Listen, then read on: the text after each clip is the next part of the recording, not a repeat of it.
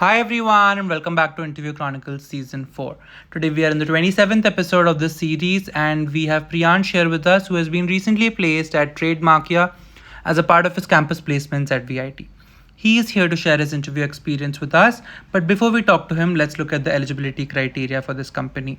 So, all the students belonging to computer science branches were eligible provided they had a 60% or a 6 CGPA in their 10th, 12th, as well as their pursuing degree with no standing arrears. Now, let's go ahead and talk to Priyansh and understand his experience interviewing for this company. Hi Priyansh, firstly, welcome to my channel and congratulations on your placement. So, would you like to introduce yourself first? Thank you so much, Jinshu, for having me in this and being a part of your series. Right. So, hello everyone. My name is Priyansh Kotak, and I'm a fourth year student pursuing my information technology at Vellore Institute of Technology, Vellore. And as part of my academics, I used to do the problem solvings at LeetCode and having my own YouTube channel as well, where I used to solve problem of the day at LeetCode every day. And as part of that, I am a fitness lover, so I used to pretend to be go to gym, but do my exercise at home only because of short of time. So yeah, that's all about me. Okay, that's great. Thank you so much. You cannot tell us about the placement process, like how many rounds were there and what they comprised of. Sure. So I got placed at Trademarkia. So Trademarkia basically came to our campus placement hiring at 11th September. So the VIT mail has came into my VIT mailbox that Trademarkia has came, and I am very well fit in the eligibility criteria. Hmm. So in that there are many roles: front end role, back end role, then AIML role, then QA role. So for all these five roles, Trademarkia came, and each and every role has some separate projects, Hmm. right? And you are given 24 hours to finish that project. Sorry, my bad. 2 days, 48 hours to finish that project. So I applied to the backend role. So my project was basically making a full-fledged Golang application. Okay. So connection, right? Authentication with the help of JWT token. Then after authentication, user can register themselves. They can log in themselves with the help of JWT token. Then after all the authentications, you have to send file from one directory to another directory, Hmm. and we are allowed to use any cloud services. For example, AWS S3 bucket, Hmm. or you can use your own local service if you don't have any cloud services as Hmm. part of your project. Hmm. And after doing file sharing, you can manipulate files and you can share the files, all that stuff. And the last task was basically you have to apply cronjo. So for example, I have placed one file at S3, so after 15 minutes the file get vanished, so a cron job has to be placed to delete the file from the particular directory. Hmm. So basically this was the project, and I did the project. All of my tasks are getting satisfied and my Git repository get accepted by the collaborator. Hmm. So after 2 to 3 days, the shortlisted mail came at VIT mailbox that okay, you are shortlisted. I was very happy at that time. Hmm. So because I love that role, and I was doing development in backend only. So Hmm. since 4 years, so it's my dream role to be placed. So I was very happy. Hmm. Then I prepared. Then I saw your video, Trademarkia video of 2023, Hmm. and got some idea that how is the trademark interview process going on. Hmm. Then I got to know that there are two rounds. So first, there were two rounds after shortlisting. First round was rapid fire round, where they will continuously ask 20 to 25 questions, and it was 30 minutes round. So Hmm. in that round, they asked me about DBMS, database management system, then computer networks.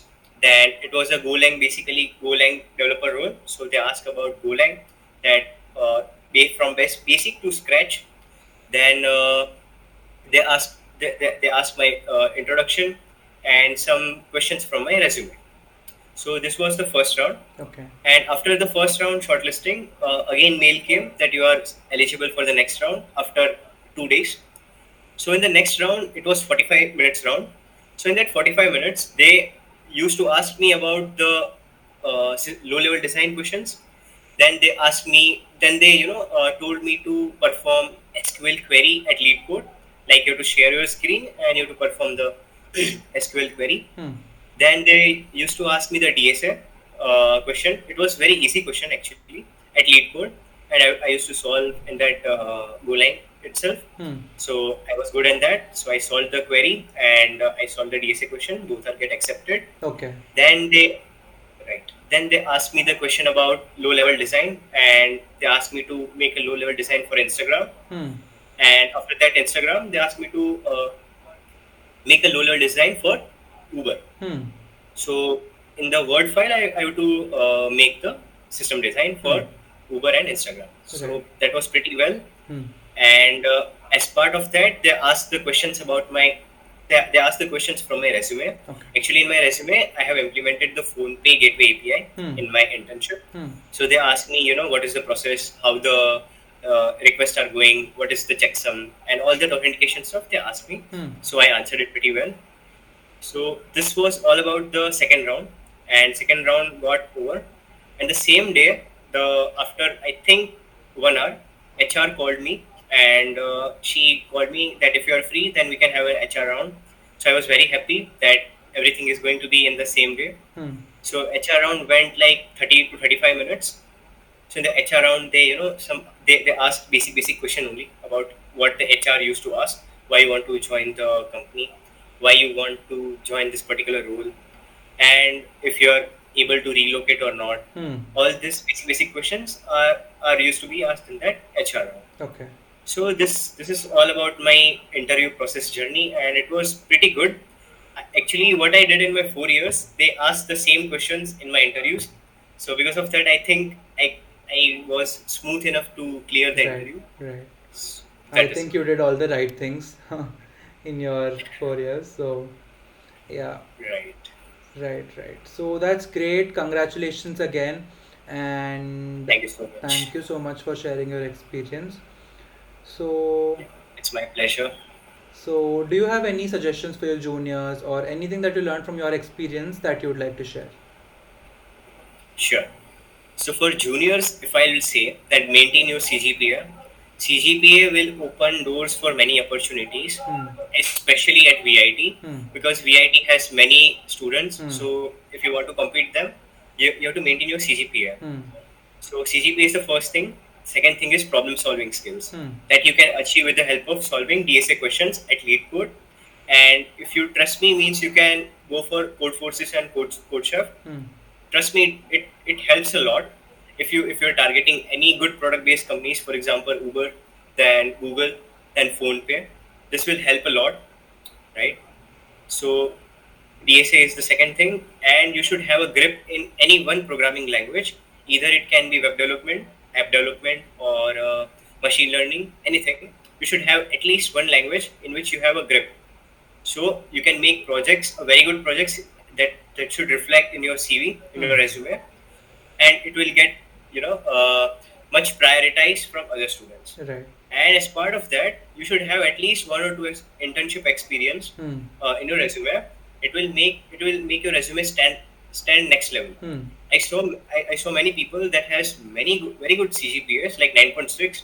They're very good in aptitude. They're very good in DSA, but because of this one thing, which is internship experience, they're lagging behind from other students, Okay. Okay. right? And the fourth point is aptitude. Like, in case if you are not able to crack the product based companies, you can apply for service based companies. For example, Goldman Hmm. Sachs, then TCS, Infosys, then Accenture. All these companies are asking aptitude questions. So if you're good in aptitude, means you can crack that company as well. That are Hmm. also good. They're paying good amount of money, but they are banks and Hmm. service based. Hmm. So this is for my juniors, and if I'll if I want to speak about my colleagues, Hmm. so they should have some faith in themselves. They should practice more, and this is the time in which you have to be mentally stable. Hmm. Because if you'll practice daily, and if you're mentally stable, means you can crack the job. And if you get a chance to crack, to get an interview, don't miss that chance, because one interview means you have only one chance for that interview. You have to crack it. There is no other option. Hmm. So if you get any interview, means crack it. It's the only way, only thing to get inside that company. Like do or die situation. If you do it, means you are good to go. Tension all over. Hmm. And if you will not practice means you have to again, go from scratch, shortlisting, then again interview calls. This is very tedious. So this is all from my side for my juniors as well as my colleagues. Okay, that's great. That's great. Thank you so much for all the suggestions and for sharing your experience. I'm sure it's going to help many people. And yeah, thank you so much. Thank you. Have a good day. Thank you all for watching. If you did like this video, if you found this helpful, please do like, share, and subscribe. And all the best on your placements. Thank you all for watching.